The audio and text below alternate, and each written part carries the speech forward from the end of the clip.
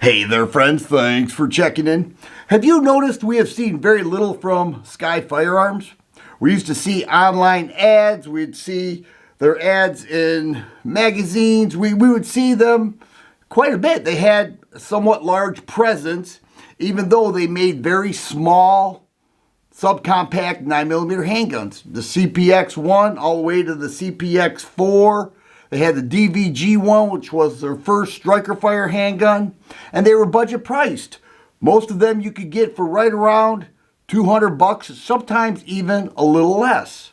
This was that same company that said if you had your gun stolen and there was a police report, they would replace it for free. They had a reputation of having the best customer service in the industry. So although people either love them or they hate them, people would collect them. They had many different colors. But wherever you fall on that spectrum, this is not a good thing. Because SCCY is in some financial trouble, so much so that their building has been locked up. There are notices all over the place that show a pending levy and seizure of the property and all the contents in it. And we're talking to the tune of just shy under $250,000. Now, somebody might say, well, this was money mismanaged. Because a lot of people think that the firearms industry is just swimming in dollars. There are many cases, a lot, in which these companies go bankrupt. They're not loaded rich. Some are. Some aren't, just like any other business. But this is not good for SCCY because there has been mass layoffs, and I'm sure they owe a lot for some of the equipment. You would always hear, whenever you talk to somebody from SCCY, they would say, just wait till you see what we have coming up next. It's going to be good. And I noticed, I was hearing this, and all of a sudden, nothing would come. They would stick with the DVG-1. They would make it optic ready. DVG-1, David versus Goliath. That was their way of saying they're David and Goliath are the big companies out there and we're competing head to head with them and winning. Well, apparently not from a financial standpoint. This is a sad time for the gun world. And this does happen quite often. We saw what happened with Remington.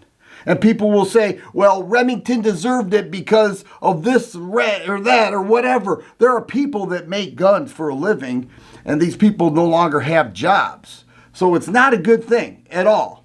Whether you like SCCY or you can't stand them, nobody could argue they had good customer service, and they hit that niche market of people that want the cheapest gun possible. They're less expensive than a High Point. And yet, the company is currently closed. Now, I tried to contact them. You call the local number or the 866 number, and it goes right to disconnect.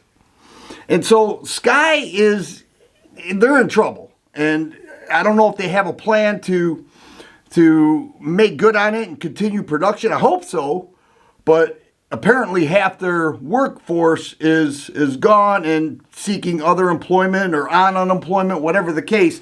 They're in trouble. And the owners of SCCY, if you have an issue, well, you're in trouble too, because parts won't be available, nor will their craftsmen to support your broken firearm, from which I understand it happens quite often. Never happened with me, but I did have couple issues with some SCCY Firearms, but that's separate. The deal is firearms with SCCY Firearms is not going to be produced at this current time. It sort of reminds me of Honor Guard. Do you remember Honor Guard? Honor Guard and the owner, Gary, I know his last name, I'm not going to say it because he's a fine guy, but the gun world treated him horribly. He had a gun that resembled a little more tactical looking than the Smith & Wesson Shield. And it was pretty cool. I shot both of his models, and he had big plans on expanding and going optics ready and everything else. And then he had drop safe issues. It seems that a employee that worked there turned on him, said you hit it in the back of the slide with a mallet, and a round will fire. Okay, did he turn on him or did he tell the truth? I would say he told the truth, but probably should have worked with the owner to get it resolved and then do a voluntary recall the way SIG did. But that's not how it happened, and essentially that sank the company.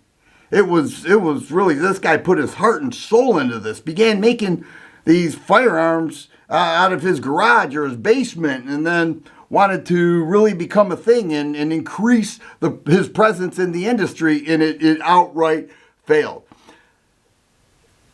SCCY is in trouble. They could be gone for good.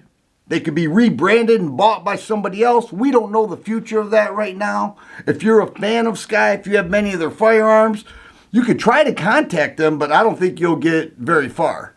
They're in trouble, and we're talking about $250,000. I don't care what type of company somebody operates. $250,000 is a lot of money. Not good for the industry, not good for SCCY, not good for the owners, not good for the employees or anybody. And I've met the owner before. He was a nice gentleman, and he's got some wheeling and dealing to do, and he'll find himself in court, and I'm just hoping the best. And if you're a hater of SCCY and you can't stand them, you shouldn't be celebrating this, because we have to look for the greater good of the industry. And it is my hope that SCCY comes back stronger than ever before. If you like videos like this, please subscribe and share. I always appreciate the thumbs up button. Thanks for watching, and you guys be safe.